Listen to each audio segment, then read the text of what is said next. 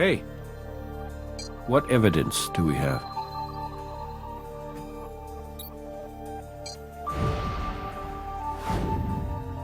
Even if she hadn't been murdered, date rape is still rape.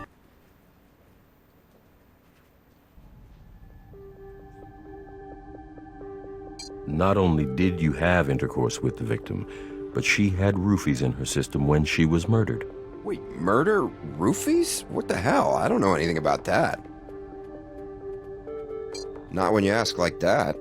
Look, yeah, we had sex pretty much every day this week, but she was a married woman. It's not the kind of thing you just blurt out.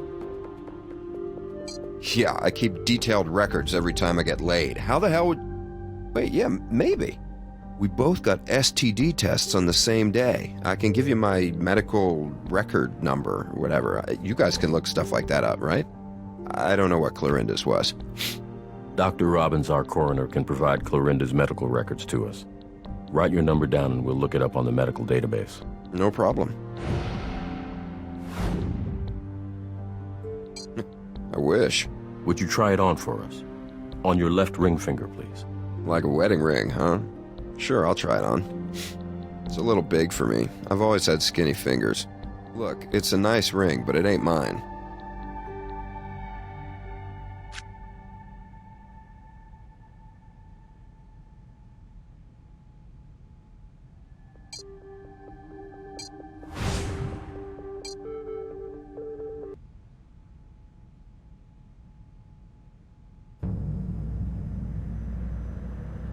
She was tested for a wide range of STDs last week.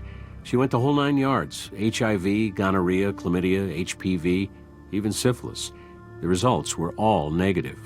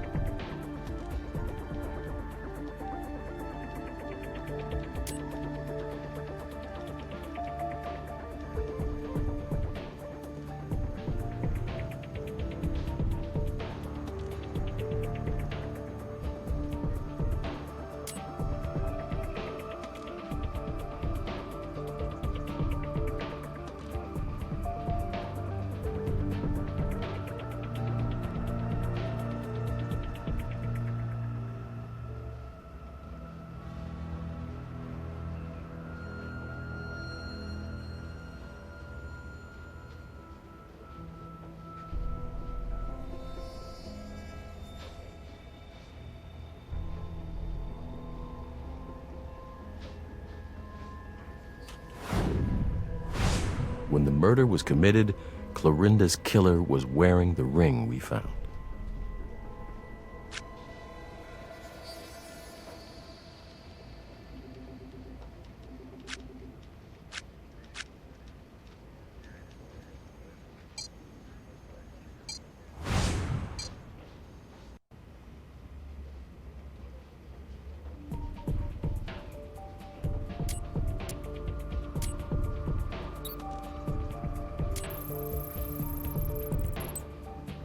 Stephen did get tested for sexually transmitted diseases, just as he said. That's quite a laundry list of tests. He wasn't taking any chances. It appears Stephen was telling the truth. I find it unlikely that they would both have such comprehensive screening done at the same place and time coincidentally.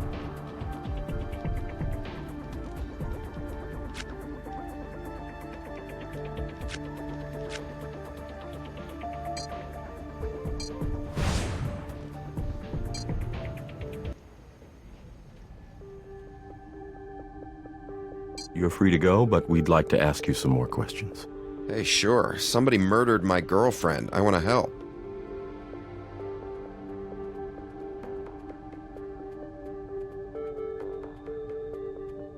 I don't remember her saying anything, but she used the spa quite a bit. No, I was in my room, chilling out. Clorinda and I had just, I was resting. Like somebody that would kill her? No, she never mentioned anything like that. She did gripe about this guy from work, though. Jack Shell, I think his name was. I don't know all the details, but I guess he and Clorinda had this rivalry going. And her marriage was pretty messed up, obviously. Probably. She left him a message last night. Oh, God, you don't think... That crazy bastard. Mr. Tamsin, I understand your feelings, but take it from me, it does not pay to get ahead of the evidence. We'll find Clorinda's killer. Rest assured. Can you think of anything that might help us find Clorinda's killer? I don't know what else to say. I don't think I really had a chance to know everything about her life yet. I believe you're free to go. Hey, thanks. If you need me, I'll be back at the rehab center. If I ever needed to be surrounded by shrinks, it's now.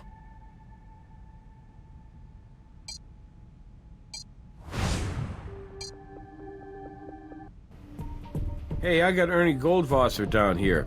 He wants to know the results of his wife's autopsy. I can stall him for a while, but if you want to be the one who tells him his wife was murdered, then you need to get over to my office right away.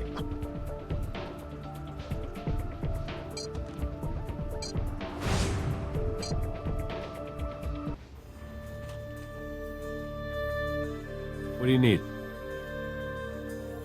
We got him down in interrogation. He walked off with his wife's purse, so we're holding him for interfering with a crime scene. That sounds like an honest mistake from a grieving husband to me. Me too, honestly. But it is what it is. Let's go talk to him.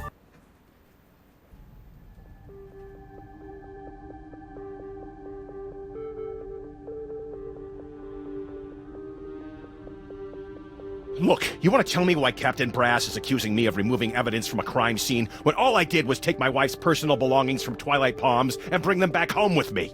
Mr. Goldwasser, your wife's been the victim of a homicide. Homicide? Do you know who killed her? No. Is that the man who killed my wife? Mr. Goldwasser, I need to ask you to calm down. I know how difficult this must be for you, but we're doing the best we can to conduct a full and thorough investigation of your wife's death. I have no idea who you're talking about. None whatsoever, but if he had something to do with her death, I swear to God. Look, please take my wife's personal items. You'll need them. They're evidence, right? Take whatever you need. Do whatever you have to do.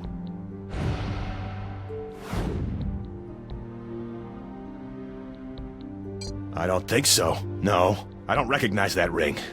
You hesitated a moment. I thought for a moment that it looked familiar, but I don't know why. Maybe I've seen it before. I honestly don't know. Would you mind trying the ring on your left ring finger? I'd rather not remove my own wedding ring if at all possible. Please. Mr. Goldwasser, it will only take a moment, and it will help our investigation. All right. Give it here. Yeah, it's a bit small. Can't get it over my knuckle. Sorry. That's definitely not my ring.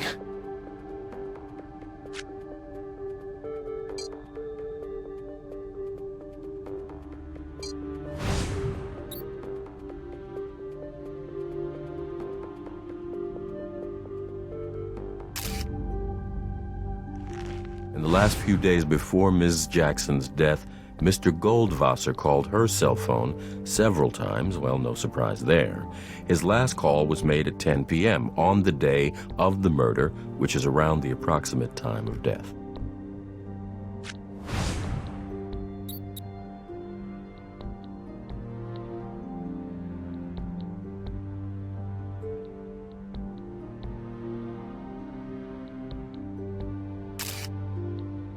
This phone is conspicuously free of fingerprints. I wonder if that thread came from something used to wipe it down.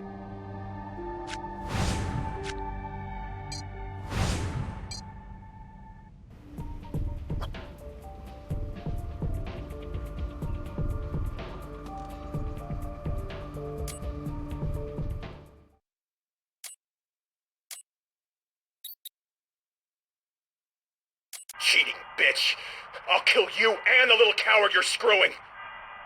That call was made at 10 p.m. But the last call on the phone was to check voicemail at 10:15.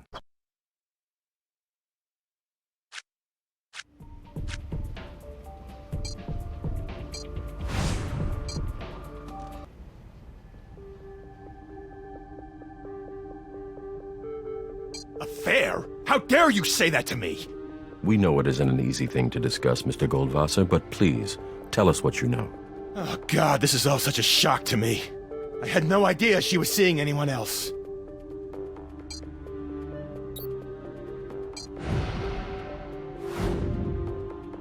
Cheating bitch. I'll kill you and the little coward you're screwing. I see. Yeah, that sounded really bad, even to me. But you have to understand, she just left me a message telling me that she was sleeping with someone. I would never have actually done anything. So when they found her dead in the hot tub a couple of hours later, that was just a big coincidence? Yes, damn it!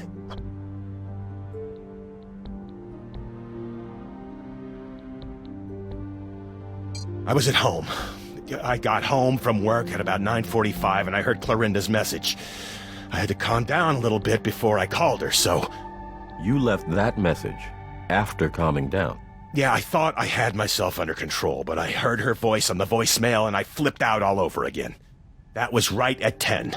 I remembered because the whole time I was talking, the stupid bell from the church up the hill was ringing. I think I do remember hearing a faint bell in the background when we were listening to the message through the audio processing suite. It might warrant another listen. I have no idea. I didn't touch anything in her purse.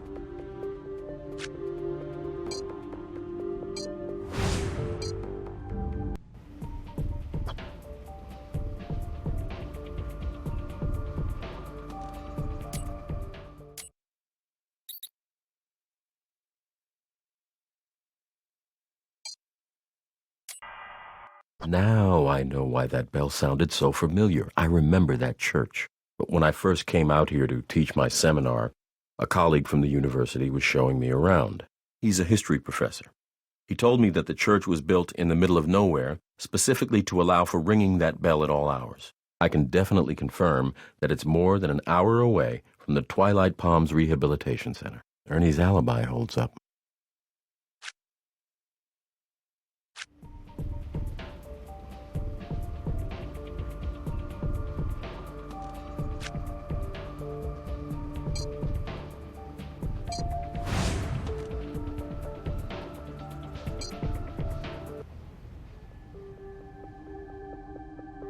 Looks like you're off the hook for now, but we're hoping you might stay and answer a few more questions. Like I told you before we got sidetracked, I will do anything I can to help you find whoever killed my wife. Drugs? What are you talking about? Someone put flunitrazepam in her drink. A roofie. Roofie? Somebody spiked her drink? I can think of one son of a bitch who might have wanted her dead. Jack Shell. Jack Shell? The Stars and Bars guy? Doesn't he have a show at the Silver Skies, too? Sure does, the no-talent bastard. Not only that, but we recently found out that the casino was going to cut one of its shows, either Jack's or Clorinda's. I can send you a copy of the email from my phone. Oh, you can bet that Jack wanted to keep his job, so he made damn sure Clorinda wouldn't show up to work today.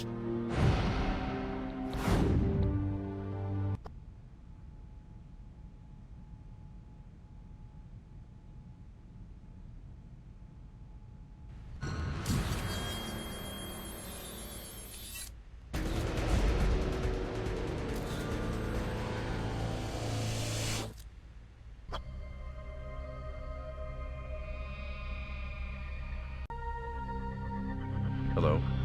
We're from the Las Vegas Crime Lab. Are you Jack Shell? Why, by my stars and bars, indeed I am. What can I do for you? I'm always willing and able to assist our men and women in law enforcement. We're investigating the death of Clorinda Jackson. We understand you both had shows at the Silver Skies Casino. Hold on. Did you just say that Clorinda died? She's dead? Oh, my dear Lord, how on earth? What happened? We're not quite sure yet. But you folks wouldn't be here talking to me if you didn't think she'd been murdered. This is just the most awful thing I've ever heard in my whole life. Clorinda, she was a dear, dear sweet friend, and just a magnificent talent. We shall not see another like her again in this business, I'll tell you that. She will be profoundly missed.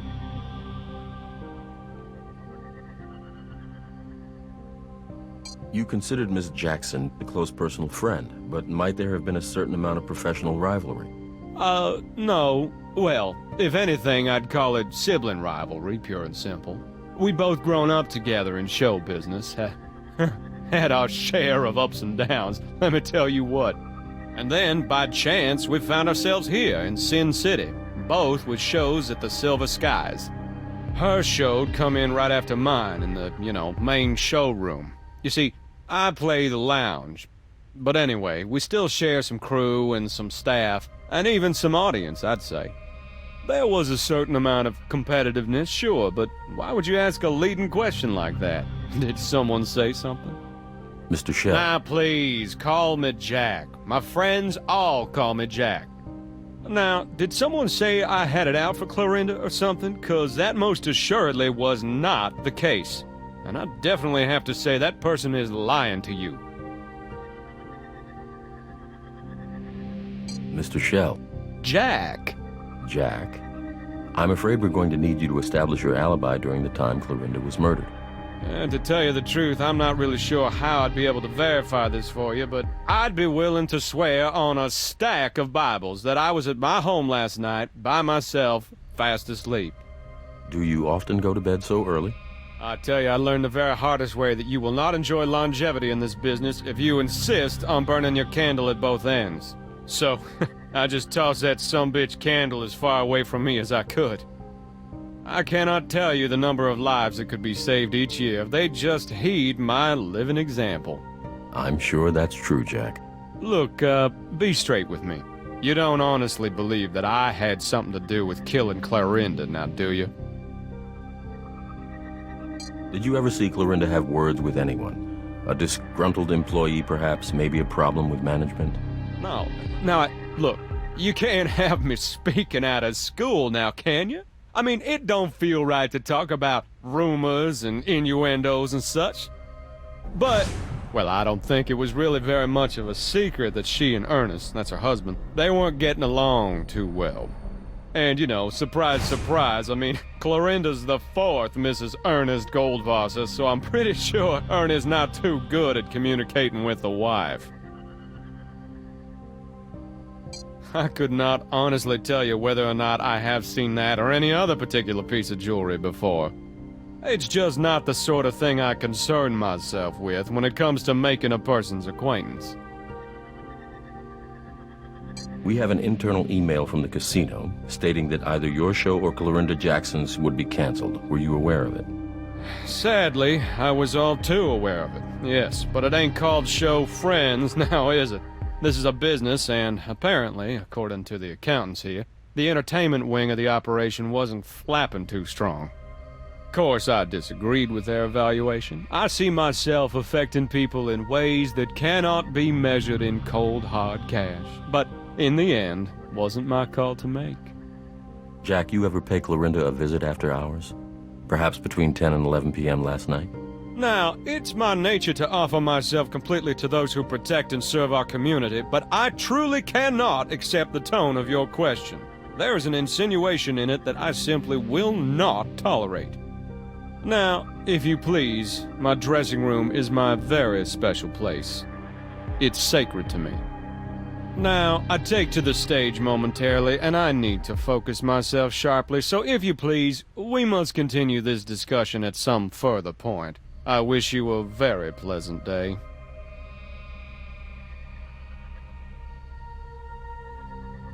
I believe I made it abundantly clear that I no longer wish to be disturbed by your baseless and spurious allegations. Now, once again, I have a show to perform, and you two are interfering with my composure. Please, be on your way.